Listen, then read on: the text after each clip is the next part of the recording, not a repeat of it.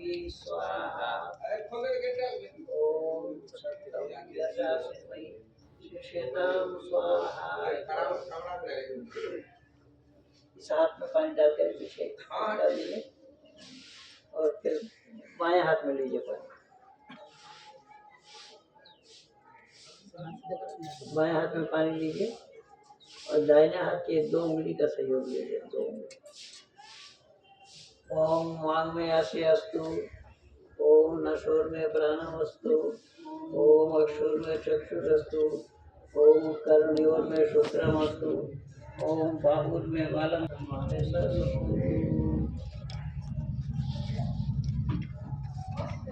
आप लोग समय का ध्यान और मंत्र का भाव न बताऊं तो बात करती है। नए नए लोग आए हैं, नए नए लोग जुड़े हैं, वो लोग भी जानते हैं ये क्या किया जा रहा है। तो संक्षेप में मैं बताता हूँ। 3 बार आपने पानी पिया।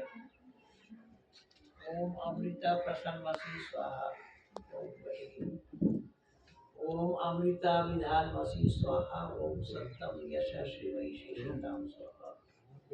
ये 3 बार। अमृत नाम पानी का है, अमृत नाम परमात्मा का है और हमारा और आपका नाम भी अमृत है। हम परमात्मा के अमृत पुत्र, परमात्मा के अमृत पुत्र कहा गया है। तो है परमात्मा, हम पानी का सेवन कर रहे हैं। ये आपके नाम से आप सबकी रखवाला है, आप सबके ऊपर कृपा करते हैं। आप ओढ़ना है, बिछोना है, ऊपर है, नीचे है, आगे है, पीछे है। लेकिन वॉल्यूम कम करते भाई। ध्यान मेरे तरफ रखिए। मैं जो बोल रहा हूँ, मुझे पागल कुत्तों ने नहीं काटा है कि समय खराब करो आप लोगों का। क्या किया गया है, क्या किया जा रहा है, इसको अगर हम नहीं जानेंगे तो करना न करना व्यर्थ है। इसलिए यहाँ ये बोला गया है कि परमात्मा आपके सिवा और कोई नहीं है। आप हमारे साथ ओढ़ना, बिछोना, ऊपर नीचे सब जगह ओतप्रोत है। आपसे हम प्रार्थना कर रहे हैं कि हमें किसी प्रकार का कोई विकार ना हो। मानव जीवन में, मानव शरीर में 3 प्रकार के विकार होते हैं, जिसको कफ, वात और पित्त के नाम से जानते हैं। तो परमात्मा से प्रार्थना की गई कि है परम पिता परमात्मा, ऐसे विकारों में मैं ग्रसित ना हो जाऊं। ये केवल परमात्मा से प्रार्थना है। ये मत समझिएगा कि ये करने से ये हो जाएगा, ये मिल जाएगा, ये बन जाएगा। नहीं, कुछ नहीं बनेगा, कुछ नहीं होगा, कुछ नहीं मिलेगा। केवल हम अपने कर्तव्यों का पालन कर रहे हैं और कर्तव्य पालन करने के लिए केवल मानव ही है। मानव के सिवा इतर किसी भी प्राणी को कर्तव्य पालन करने की कोई गुंजाइश नहीं है।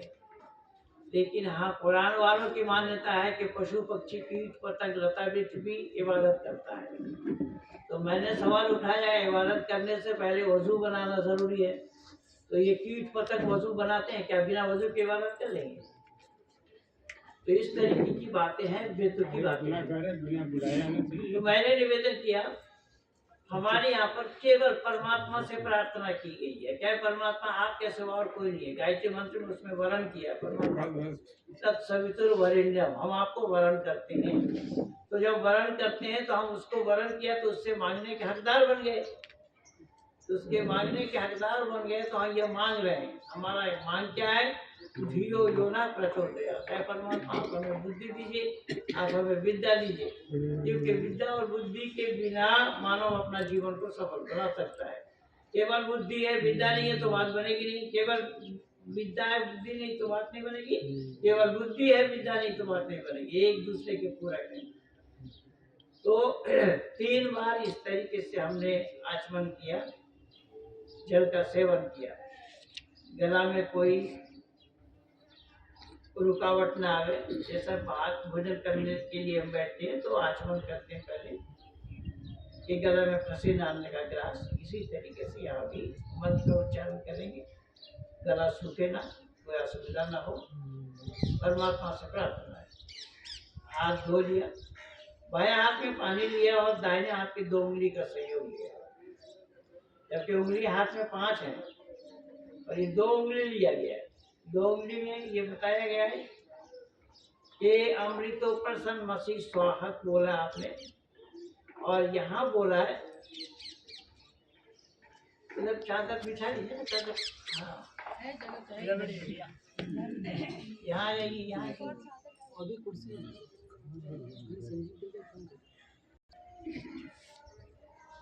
वान में आशय अस्तु, मुंह में आपने जल को लगाया। जल शीतलता का प्रतीक है, जल के लगने से पता लगता है ठंडक पर। तो परमात्मा से प्रार्थना की गई है, परमपिता परमात्मा हमारे बोली में वो ओज दे, वो शक्ति दे, वो ताकत दे कि हम सत्य के प्रतिष्ठा के लिए इस जुबान का काम करें, जुबान से काम करें। सत्य के प्रतिष्ठा के लिए हमारा जीवन हो। नाक में लगाया, कान में लगाया, बाजुओं में लगाया, जांघों में लगाया, पूरे शरीर में छीटा। परमात्मा हमारे अंग प्रत्यंग में शक्ति दे, ताकत दे कि हमारा काम सुचारू रूप से चले। हम प्राण शक्ति को बढ़ाएं, प्राण शक्ति में हमारे कोई विकार आने ना पाए, हमारे कान में कोई विकार न हो, आँख में किसी प्रकार की कोई परेशानी न हो, और पूरे शरीर बाजुओं में भी ताकत दे, जांघों में भी ताकत दे। कहाँ कहीं भी हम कोई मुसीबत में फंसा हुआ है, उसके उपकार के लिए हम जा सकें, कर सकें, ये सब बातें हैं। ये कैची से क्यों खेल रहे राहुल जी? भाई ढूंढो, एक मिलते आ जाओ। तो ये केवल परमात्मा से प्रार्थना की गई, प्रत्येक शरीर के अंग प्रत्यंग में हमारे अंदर में ताकत दी। लेकिन हमारे यहाँ पर आज भारत में उल्टा पाठ पढ़ाया जा रहा है। कोई कह रहे हैं गांधी जी के 3 बंदर दिखाए जाते हैं और तीनों बंदरों को दिखाया गया, एक मुख में हाथ रखा है, एक आँख में हाथ रखा है, एक कान में हाथ रखा है, यानी बोलो मत। तो बोलना कब पड़ता है? ये चैन से बैठेंगे नहीं।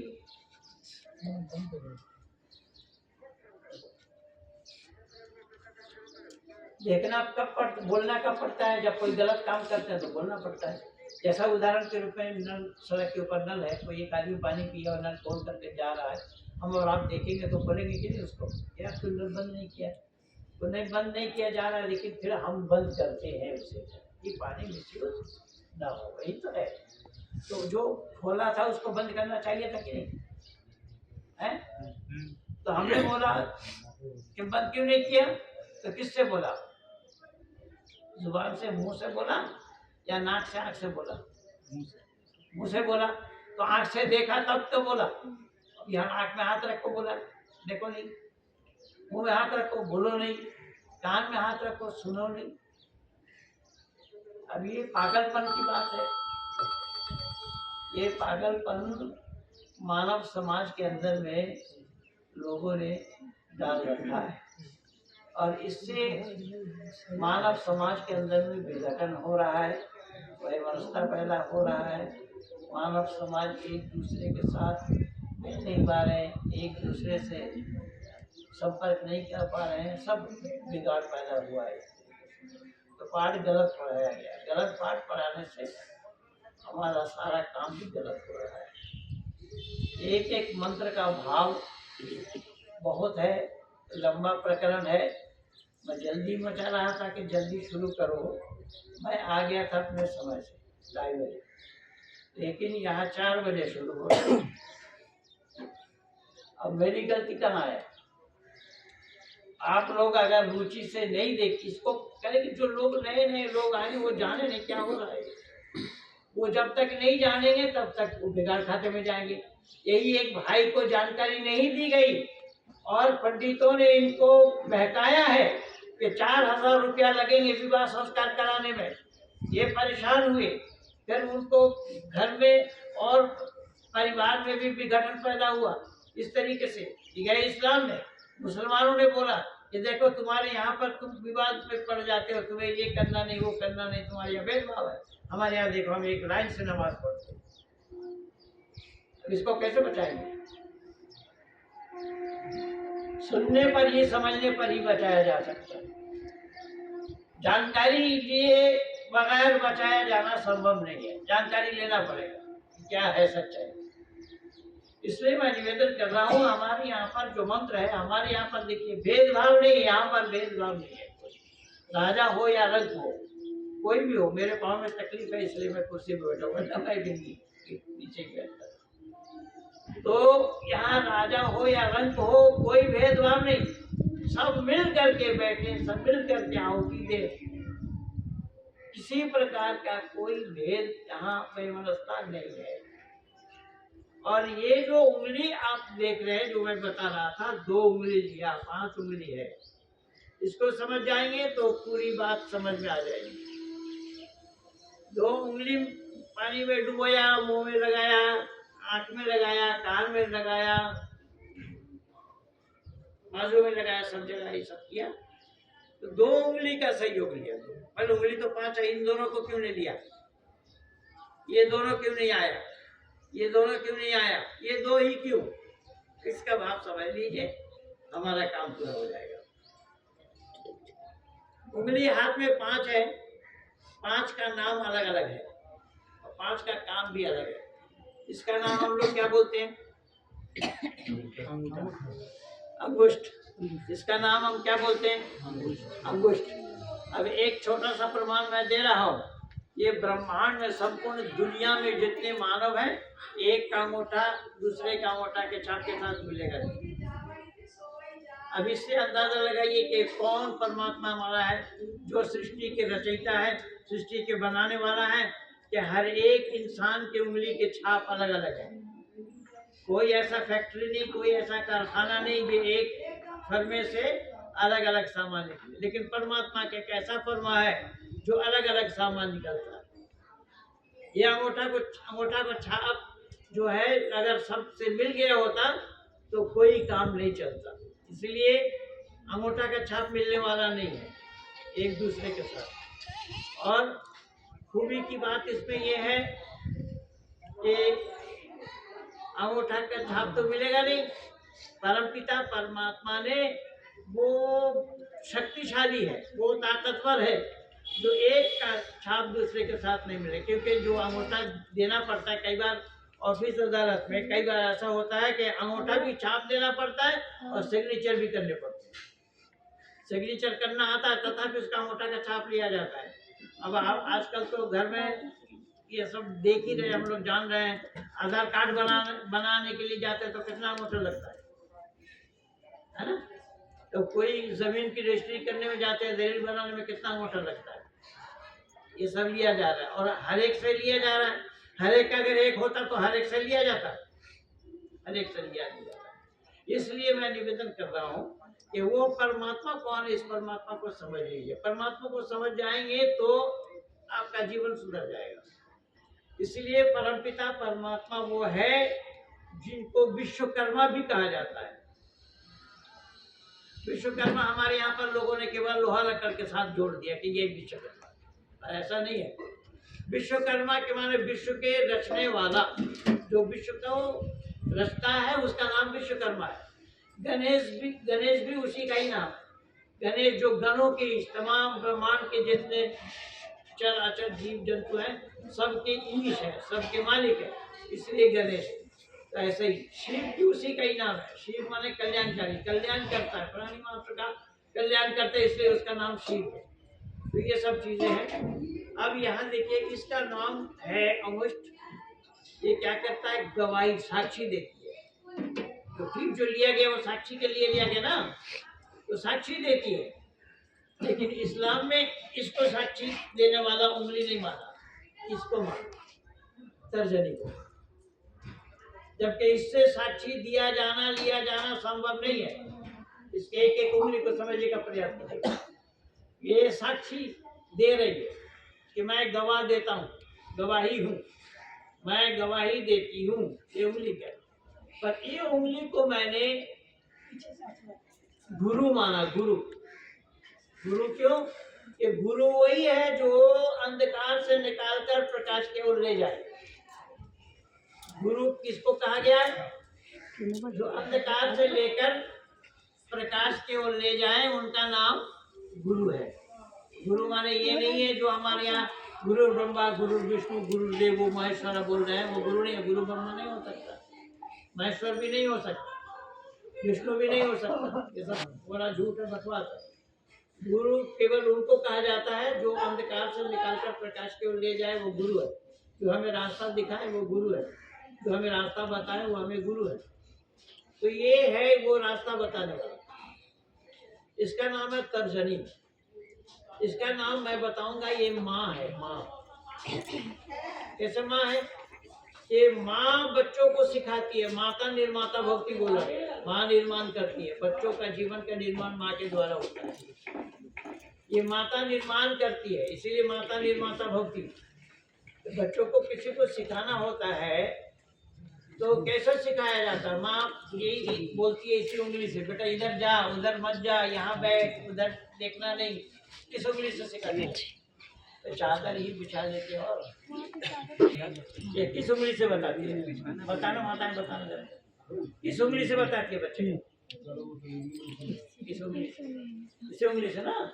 कोई भी एक अंधा भी अगर किसी से लड़ रहा है ना, वो भी इसी उंगली को नचा कर कहता तुझे देख लूंगा। जब वो देखने की क्षमता उसमें नहीं है, फिर भी इसी उंगली को नचाता है। इसका नाम तर्जनी है। इसका नाम डांटना, दपटना, फटकारना, बतलाना, सिखलाना, इस अर्थ में जितना भी लिया जा सकता है। तो ये काम माँ का, इसलिए मैं माँ का संज्ञा दिया है। ये माँ है, माँ सिखाती है, माँ बतलाती है, माँ बच्चों का जीवन का निर्माण करती है। पिता के द्वारा बच्चों का जीवन निर्माण नहीं होता, माँ के द्वारा होता है। माँ अगर सही ढंग से बच्चों को तालीम नहीं दे रही है, शिक्षा नहीं दे रही है, उपदेश नहीं कर रही है, तो दोष लगेगा, बहुत बड़ा दोष लगेगा, बच्चे बिगड़ेंगे। इसलिए माँ को ऋषि दयानंद के मान्यता के अनुसार माँ को कम से कम आयुर्वेद को पढ़ना चाहिए, ये बताया है। वैदिक सिद्धांत को, वैदिक मर्यादा को जानना चाहिए, ये बताया है। तो इस तरीके से ये काम है। देखिए ये जो लड़की फोटो कर रही है ना, फिल्म बना रही है, इसको 2 वेद कंठस्थ है। इसको 2 वेद कंठस्थ है, यजुर्वेद और सामवेद और अष्टाध्यायी। तो इस तरीके से बच्चों के निर्माण के लिए माता पिता को आगे बढ़ना पड़ता है। तो मैंने इसका नाम माँ दिया। ध्यान इधर दीजिए मेरी तरफ, जो आएंगे बैठते जाएंगे। माँ संज्ञा दिया इसका। माँ बतलाती है, सिखाती है, आदि आदि। इसका नाम माँ है। इसका ये मध्यमा सबसे बड़ी है, सबसे ऊंची है। मेरे नहीं, आप लोगों के भी सबसे ऊंची यही है ना? सबसे ऊंची यही है। तो ये बड़ी है, ये चिल्ला रही है, मैं बड़ी हूँ, मैं बड़ी हूँ, मैं बड़ी हूँ। तो ये बेचारी बोली तू बड़ी है तो चिल्ला क्यों रही है? बोले मैं बड़ी हूँ, क्यों ना चिल्लाऊं? तो बोले बड़ी है, ये चिल्ला करके बोलेगी, इसका मतलब तू घमंडी है, घमंड कर रही है। तो जिन्होंने गर्व किया है मिट गए उनके वंश, उन तीनों को तुम याद करो, रावण, कौरव, कंस। रावण, कौरव, कंस के वो लोग घमंड में चूर थे, इसलिए उनका नाश हुआ। इसीलिए ये बोल रही है कि तू घमंडी है, बोल रही है मैं बड़ी हूँ, बड़ी बड़ी हूँ। रविन्द्रनाथ ठाकुर ने क्या लिखा? रविन्द्रनाथ ठाकुर ने लिखा अपना के बड़ो बोले बड़ो सही नय, लोके जारे बड़ो बोले बड़ो सही है। तो ये अपने आप को बड़ा कह रही है, ये बता रही है तू अपने आप को बड़ा कह रही है, तू बड़ी थोड़ी है। तो इसका नाम क्या? इसका नाम अनामिका है। इसका नाम क्या है? अनामिका। अनामिका। तो ये बोल रही है देख मैं अनामिका हूँ। अनामिका माने बिना नाम वाली। मैं बिना नाम के लिए काम करती हूँ, इसीलिए लोग सोने की छल्ला मुझे पहनाते हैं। किसको पहनाया जाता है? इसी को पहनाया जाता है। तिलक करते हैं तो इससे ही किया जाता है। तो हर शुभ कार्य में लगती हूँ, इसलिए कि मैं बिना नाम वाली हूँ। तू नाम के लिए काम करती है, मैं बिना नाम की काम करती हूँ। इसीलिए योगेश्वर कृष्ण ने भी बोला माँ फलेषु कदाचन, ये फल की आशा न रखते हुए काम करो। तो इस उंगली से वो शिक्षा मिल रही है। तो ये मान लीजिए ये चारों इधर जो बातें कर रही थी उंगलियां, ये तो छोटी बेचारी ये बोली अरे तुम आपस में चारों बांट लिए, हमें छोड़ दिया। तो चारों ने जो जवाब दिया वो हृदय गिराई है, इसको समझ लीजिए तो बात बन जाएगी। चारों ने मिल करके कहा भैया तुम छोटी हो, लेकिन हो हमारे गेट कीपर, हमारे दरबान हो, हमारे अंगरक्षक हो। बोले क्यों? बोले जब कोई घुसा या मुक्का मारता है सारा बोझ तो तुम पर होता है। किस पर होता है? अरे भाई बोलो तो भाई। नीचे नीचे छोटा पर, जो छोटे हैं उसके उसके ऊपर। अरे कोई छोटा होगा तब तो कोई बड़ा होगा, जब अपने आप में कोई बड़ा हो सकता है क्या? बड़ा उसको वो कहलाएगा जब वो छोटा होगा कोई। तो इसने सब ने मिलकर के बोला भाई तुम अगर छोटे ना हुए होते तो हमें बड़ा कौन कहता? छोटा है तब हम बड़ा है। तो जब हम बड़े हुए हैं तो इसका मतलब ये है, जरूरी है कि ये छोटा है तब कोई बड़ा है। तो इसलिए ये पांचों उंगली में क्या मेल है देख रहे हैं ना। पांचों उंगली में जो मेल है, यही मेल अगर घर परिवार से लेकर के राष्ट्र तक अगर हो जाए तो कहीं पर कोई बेईमानता नहीं है। लेकिन लोग ये कहेंगे अरे पंडित जी क्या बात कर रहे हैं, पांचों उंगली बराबर नहीं है। क्या बोलेंगे? पांचों उंगली बराबर नहीं है। कागज दे दो। विचार करके बतलाना। जब हम भोजन करने के लिए जाते हैं, अन्न से थाली से गिलास लेकर मुंह के तरफ ले जाते हैं तो पांचों उंगली बराबर होता है या अलग अलग? जरा जोर से बोलिए ना, मैं जोर से। पांचों उंगली बराबर होता है ना? तो पांचों उंगली वहां बराबर क्यों हो गया खाते समय? अरे खाएंगे तो जिएंगे, ना खाएंगे मरेंगे। तो अगर जीना है तो पांचों को बराबर होना पड़ेगा। अगर जीना है तो पांचों को बराबर होना पड़ेगा। कोई बड़ा नहीं है, कोई छोटा नहीं है, सब बराबर है। इसलिए शास्त्र में आया है समान प्रसवात्मिका सब जाति। प्रसव करने का तरीका जिनका एक है वो सब एक जाति के हैं। मानव मात्र का एक जाति है, इसमें कोई छोटा बड़ा ऊंच नीच नहीं है। तो इन्हीं पांचों उंगली से हमें ये पता लगता है, और ये पता लगता है इस यज्ञ से। लेकिन यज्ञ करना छोड़ दिया लोगों ने, यज्ञ होता ही नहीं है। यज्ञ करने के लिए अभी हमारे भाई चर्चा हो रही हमारी, ये यहाँ पर ऋषिणा में कोई वैदिक पुरोहित ही नहीं है। और राहुल जी को मैं कई बार बोला हूँ कि पुरोहिताई सीखिए, पुरोहिताई सीख लीजिए, चाहे मेरे से सहयोग लीजिए और लोगों से सहयोग लीजिए, सब पर सबसे है। आपको पुरोहिताई सीख जाएंगे तो लोगों का कल्याण होगा, पड़ोस वालों का, ग्राम का कल्याण होगा। क्योंकि वैदिक सिद्धांत का जानने वाला यहाँ नहीं है, वैदिक पुरोहित कोई नहीं है। और जब पंडित पौराणिक पंडित के पास जाते हैं तो लूटते हैं, इनको लूटा इस तरीके से। तो ये जो परंपरा है हमारे यहाँ पर लूटने वाली कोई बात नहीं। हमारे यहाँ पर केवल शिक्षा है, शिक्षा बताने के लिए, जानने के लिए, जानकारी कराने के लिए। हमारे यहाँ पर रुपया पैसा वाली कोई बात नहीं है। तो खैर समय बहुत हो रहा है, तेजी से भाग रहा है, हम क्या करें, हम इसको रोक नहीं पा रहे हैं। घड़ी के समय को हम रोक नहीं पा रहे हैं। मैंने बोला था कि लगभग 2 बजे से प्रोग्राम शुरू कर। चलिए कोई बात नहीं, हो गया है। अतः ईश्वर स्तुति प्रार्थना उपासना मंत्र। ओम विश्वानि देव सविता स्वरितानि पराशुभ यद भद्रं तन्न आशुभ। ओम हिरण्यगर्भः समवर्तताग्रे भूषस्य जातः पतिरेक आसीत् सदाधार पृथिवीं व्यामुते मां तस्मै देवाय हविषा विधेम। ओम य आत्मना वरदाय दिविषे उपासते प्रशिषं यस्य देवा यस्य छायामृतं यस्य मृदुः तस्मै देवाय हविषा विधेम। ओम येन देवरुग्रा पृथिवी च बिडायेन शास्त्रवितं येन नाकः यो अन्तरिक्षे रजसो विमानः तस्मै देवाय हविषा विधेम। ओम प्रजापतेन सुदेवानन्दो विश्वा जातानि परिता बभूव यत्कामास्ते यूमस्तन्नो अस्तु वयं शामपतयोरेनाम्। ओम शमो वदुर्जनिता सविधाता कामानि वेद भुवनानि विश्वा यत्र देवा अमृतमानसानास्तिभ्ये धावनदैरन्ते। ओम अग्नेय सुपचाराय तस्मान् विश्वानि देव वयुनानि विद्वान् यो यस्मज्योराजमेनो भूष्ठान्ते नमो उक्तिं विधेमो। देखिए यहाँ 8 मंत्र उच्चारण किया गया है, इसके भाव मैं थोड़ा बता देता हूँ। 3 मंत्र का पहला जो मंत्र बोला गया है पहला मंत्र में आया विश्वानि देव सवितर दुरितानि परासुव यद भद्रम तन्नासुव। हे सकल जगत का उत्पत्ति करता, शब्द पर ध्यान देना, किसको बोला जा रहा है? हे सकल जगत का उत्पत्ति करता, समग्र ऐश्वर्य युक्त, शुद्ध स्वरूप, सब सुखों का दाता। इतना बोलने के बाद आया परमेश्वर। जबकि विश्वानि देव सवितर दुरितानि शब्द है। विश्वानि अगर विश्व का देवता, हे विश्व का देवता अर्थ किया जाता तो भी ठीक था, लेकिन कौन है वो परमात्मा? उस परमात्मा का परिचय बताया गया है। जिसको तिसको आप लोग परमात्मा मान लेते हैं। सड़क पर कोई पत्थर रख दिया, उसमें तिलक कर दिया, उसको ही माता मानने लगे। ये सब होता है, ऐसा नहीं। कौन परमात्मा है उसको जानने के लिए यह जानकारी दी है। हे सकल जगत का उत्पत्ति करता, कौन है? जगत का उत्पत्ति करता कौन है? ईश्वर, परमात्मा।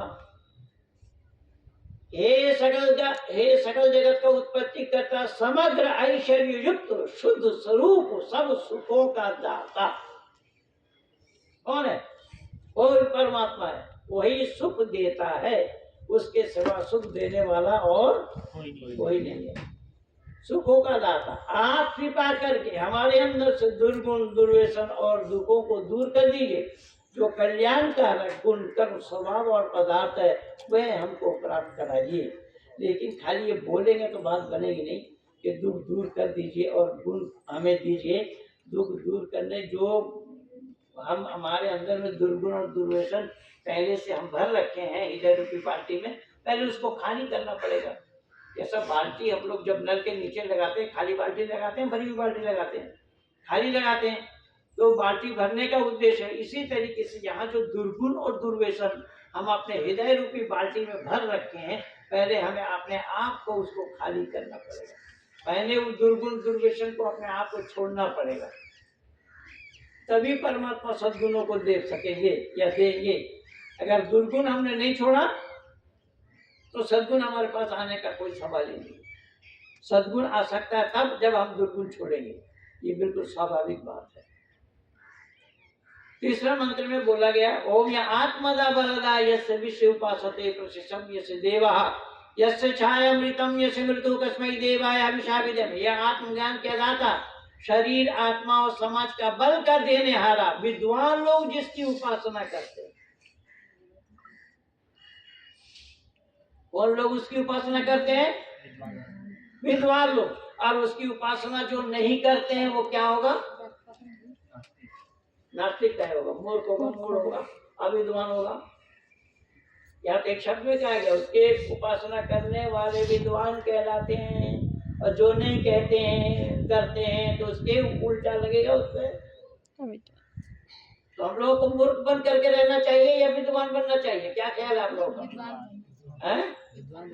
तो विद्वान बनने के लिए उस परमात्मा को जानना पड़ेगा, उसका याद करना पड़ेगा, उसके याद में समय लगाना पड़ेगा, तल्लीन होना पड़ेगा, तभी विद्वान बनेगा, उससे पहले नहीं बनेगा। तो छाया अमृतम, परमात्मा के सानिध्य में रहना अमृत पान करने के समान है, और दूर हो जाता है वो मृत्यु आदि दुख का हेतु है। अब अमृत पान कौन करता है? ये परमात्मा के सानिध्य को जो प्राप्त करता है वो अमृत पान करता है, और परमात्मा के सानिध्य को जो त्याग देता है वो मृत्यु आदि दुख का हेतु है। तो अमृत का विलोम शब्द क्या है साहब?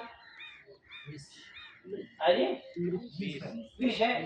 तो जो अमृत नहीं पीता है वो विष पान करता है, तो विष पान करने वाला जिएगा या मरेगा? तो सारे लोग मरे पड़े हैं। आप लोग बोलेंगे हम लोग खा रहे, पी रहे, चल रहे, फिर रहे, यहाँ तक चल कर क्या है, कैसे मरे हैं भाई? और जिंदा का परिभाषा यहाँ बता दिया गया, तो उसकी उपासना करने वाले कोई जिंदा कहा जाएगा। जो परमात्मा की उपासना नहीं करते हैं वो जिंदा नहीं। तो आप लोग जिंदा हैं कैसे जाना, जरा बताइए तो। कैसे हम जान गए कि हम जिंदा हैं? बोलिए, जब समय करना पड़ा है। हम लोग एक ईश्वर का उपासना करते हैं। आप लोग बोलिए जरा, हम जिंदा हैं कैसे जाने, कैसे समझे हम जिंदा है? चल रहे हैं, सांसें में चल रहा है तो समझ रहे, सांस बंद हो जाएगी तो मर जाएगी। सांस चल रहा है इसलिए जिंदा है। एक लोहार की दुकान में जा करके देखिए, चमड़े का बना हुआ ढुकनी बोलते उसको, बिहार में भी ढुकनी बोलते, तो कितना बड़ा सांस रहेगा वो, उसको कौन जिंदा बोला?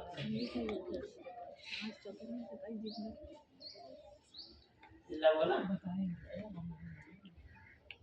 चलने का मतलब चिंतन, हम कितने रफ्तार से चलते हैं, रेल से ज्यादा रफ्तार हमारी नहीं है, हवाई जहाज से ज्यादा रफ्तार नहीं है।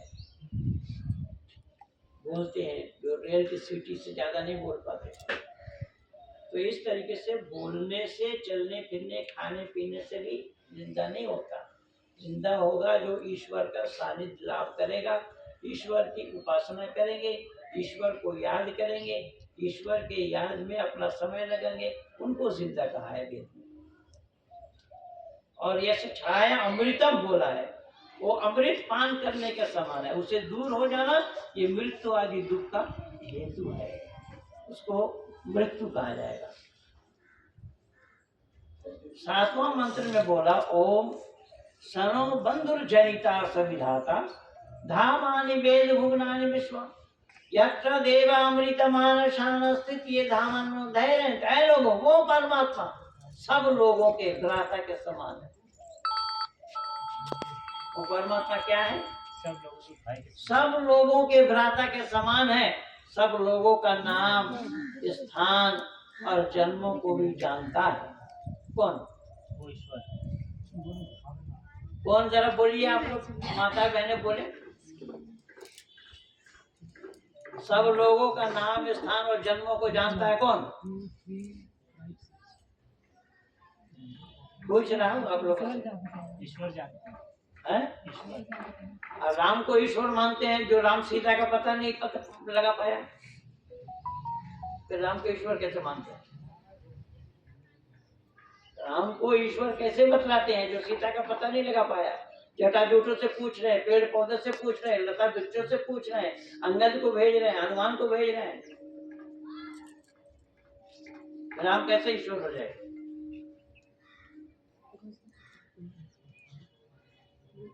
राम ईश्वर है ना कृष्ण ईश्वर है? ये महापुरुष है, ईश्वर वही है जिसकी चर्चा हम कर रहे हैं। वो परमात्मा सब लोगों के भ्राता के समान, सब लोगों का नाम, स्थान और जन्मों को भी जानता है। तो क्यों? वो सबका गुरु है, सबका गुरु है, आचार्य है, राजा है और न्यायाधीश भी है। इसलिए क्या करो कि सब मिलकर उसी की उपासना करनी योग्य है, सब मिलकर उसी की उपासना करनी चाहिए, उसे छोड़कर और किसी की भी उपासना नहीं करनी चाहिए। अरे छोड़ दे, मीना जी को दे दे।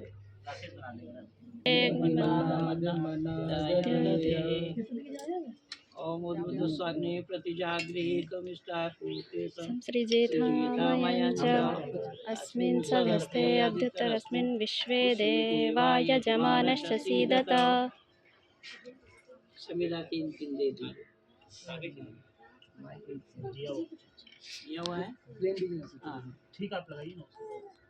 ओम आयंत इदमे आत्मा जात वेदस्ते निध्यस्ववर्धस्व चेद्धवर्धया चास्मान् प्रजया पशुभिर्ब्रह्मवर्चसे नान्नाद्येन समेधय स्वाहा। इदम अग्नये जातवेदसे नमः। इस चम्मच को छोड़ दीजिए ना, थाली में छोड़िए।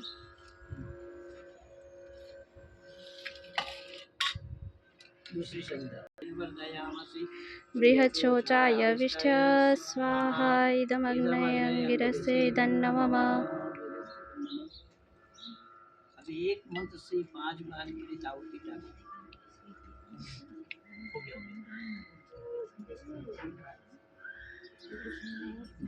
आप पकड़िए चम्मच, एक मंत्र से 5 बार मेरी दावती डालें। आप डालिए, आप डालिए। ओम आयं आत्मा जातवेदसे नेदस्वर्धस्व चेद्धवर्धया चास्मन् प्रजया पशुभिर्ब्रह्मवर्चसे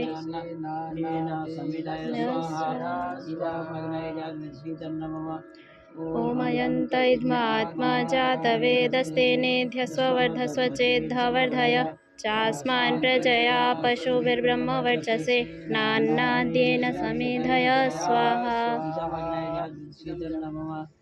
ओमयन्त इद्म आत्मा जातवेदस्तेनेध्य स्ववर्धस्व चेद्धवर्धय चास्मान् प्रजया पशुभिर्ब्रह्मवर्चसे नान्नाद्येन समेधय स्वाहा ओम अयंत इद्मे आत्मा जातवेदस्तेने स्ववर्धस्वचेद्धवर्धय चास्मान् प्रजया पशुभिर्ब्रह्मवर्चसे नान्नाद्येन समेधय स्वाहा ओम अयंत इद्मे आत्मा जातवेदस्तेने स्ववर्धस्वचेद्धवर्धय चास्मान् प्रजया पशुभिर्ब्रह्मवर्चसे नान्नाद्येन समेधय स्वाहा इदमग्ने जातवेदस्ते नमः। आप बैठिए तो चल डाले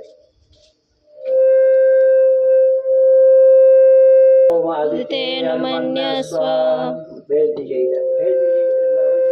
इधर इधर आप उनके हाथ में डालिए पानी ओम हनुमते अनुमन्यस्व उधर दे दीजिए उधर भेज दीजिए लोटा उधर भेज दीजिए आप डालना बेटा उधर से इधर ओम सरस्वती अनुमन्यस्व पकड़िए ओम देव सविता प्रसुवयज्ञं प्रसुवयज्ञपतिं भगाय दिव्यो गन्धर्व के तपोः के तं नः पुनः वाचस्पतिर्वाचं नः स्वदतु। आप डालिए मंत्र पहले है क्रिया बाद में है ना इधर इधर ले बेटा आप ले डालिए उधर भी डालिए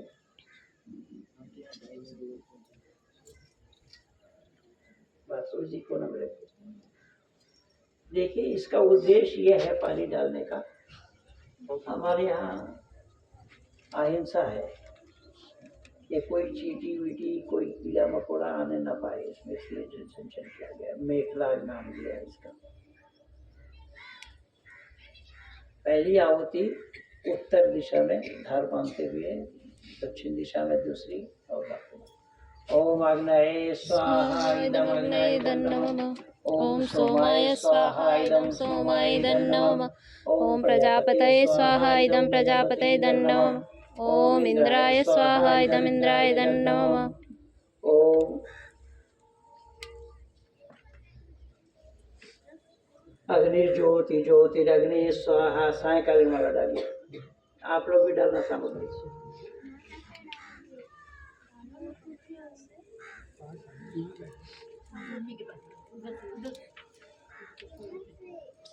इधर से किधर से रास्ता दिख रहा है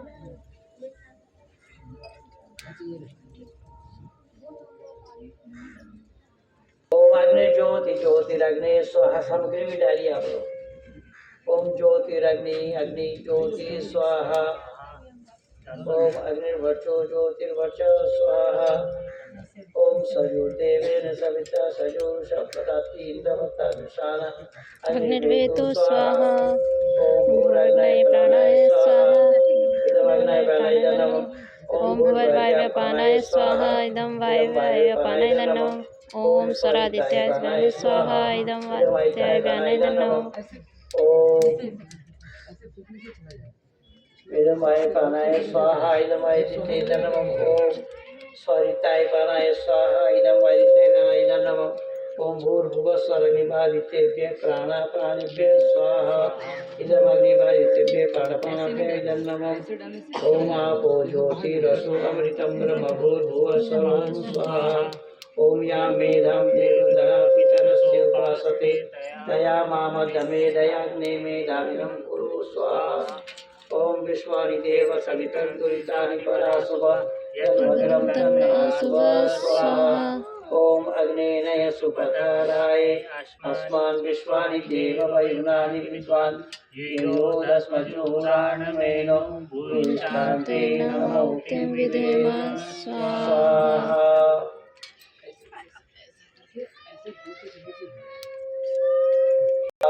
इदमग्नैर्नमः ओम सोमाय स्वाहा इदं सोमायर्नमः ओम प्रजापते स्वाहा इदं प्रजापतयर्नमः ओम भूर्भुवः स्वः अग्नि आयुषी आदिवादसुदिष्टिनां स्वाहा इदमग्नय पवनाय नमः ओम भूर्भुवस्सुः पुरोहितः कविमहे महाजयं स्वाहा इदमग्नय पवनाय नमः ओम भूर्भुवः स्वः अग्निपवत सुवीर्यं गरुडैवै कोशं स्वाहा इदमग्नय पवनाय नमः ओम भूर्भुवः स्वः प्रजापतिर्नमः विश्वजाता हितरिता बभूव यत्कामास्ते जुहुमस्तनु अस्तु वयं सामपतयोनां स्वाहा। ऐसा है हर बड़ा स्वामी श्रीण यमजिष्टः यजुष्टवन्निवासु शोचानो विश्वविशाल स्वाहा इदमनिवर्णव्यमिदनम् ओम स्वतन्त्रो अग्निभवति नेदिष्टो असंससविष्टो अवयक्षरो वरुणं मणिकं स्वाहा स्वाहा इदं वर्णायजन्यम् ओम एवं मे वर्णसुधीयवामदचामलया कामसुराजके स्वाहा इदं वर्णायजन्यम् ओम तत्तयामि ब्रह्मणानन्दमासदाशास्ते यजमानो अविर्वे अहिर्मानो वर्णनिर्यमान आयु प्रवशे स्वाहा इदं वर्णयजनमम् ओम ये ते शतं वर्णयशस्तं यद्या पाशावि तथा मान्ता ते वेणु अजसवितुर्विष्णुविष्णुमुञ्चन्तु मरुतः सदा स्वाहा इदं वर्णसविते विश्वदेवेर्मदेवसर्गप्रियजनमम् ओम आयास्य अग्निगच्छ सतृष्टमयासि आयानो यजमासयानो देहि वेशजं स्वाहा इदमग्न्यायस्य इदं नमः ओम उदितमं ब्रह्मवासनवतमंसदाय अदिताय स्वाहा धियो यो नः प्रचोदयात् स्वाहा। हाँ वही रकम डालते हैं वही रकम ओम भूर्भुवः स्वः तत्सवितुर्वरेण्यं भर्गो देवस्य धीमहि धियो यो नः प्रचोदयात् स्वाहा। ओम भूर्भुवः स्वः तत्सवितुर्वरेण्यं भर्गो देवस्य धीमहि धियो यो नः प्रचोदयात् स्वाहा। जिनका 3 बार हो चुका है वो छोड़ दीजिए फिर औरों को जगह दीजिए।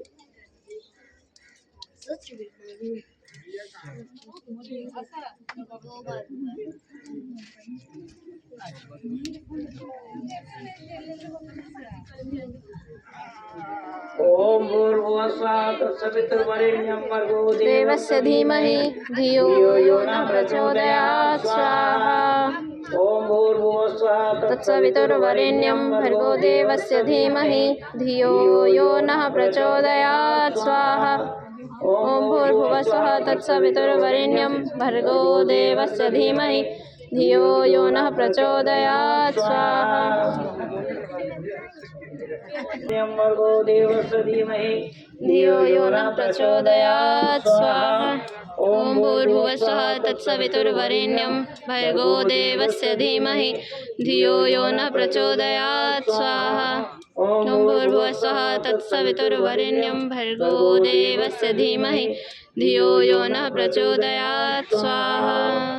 वरेण्यं भर्गो देवस्य धीमहि धियो यो नः प्रचोदयात् स्वाहा। ओम भूर्भुवः स्वः तत्सवितुर्वरेण्यं भर्गो देवस्य धीमहि धियो यो नः प्रचोदयात् स्वाहा। ओम भूर्भुवः स्वः तत्सवितुर्वरेण्यं भर्गो देवस्य धीमहि धियो यो नः प्रचोदयात् स्वाहा। भर्गो देवस्य धीमहि धियो यो नः प्रचोदयात् स्वाहा। श्चोपासते तयमा मध्यमेधयाग्ने मेधाविनं कुरु स्वाहा। ओम विश्वानि देव सवितर्दुरितानि परासुव भद्रं तन्न आसुव स्वाहा। ओम अग्निने सुपथराये अस्मान् विश्वानि देव वयुनानि विद्वान् युयोध्यस्म जुहुराणमेनो भूषान्ते नमोक्तिं विधेम स्वाहा। ओम भूर्भुवः स्वः तत्सवितुर्वरेण्यं भर्गो देवस्य धीमहि धियो यो नः प्रचोदयात् स्वाहा। ओम भूर्भुवः स्वः तत्सवितुर्वरेण्यं भर्गो देवस्य धीमहि धियो यो नः प्रचोदयात् स्वाहा ॐ भूर्भुवः स्वः तत्सवितुर्वरेण्यं भर्गो देवस्य धीमहि धियो यो नः प्रचोदयात् स्वाहा ॐ सर्वं मयि पूर्णं स्वाहा ॐ सर्वं वै पूर्णं स्वाहा ॐ सर्वं वै पूर्णं स्वाहा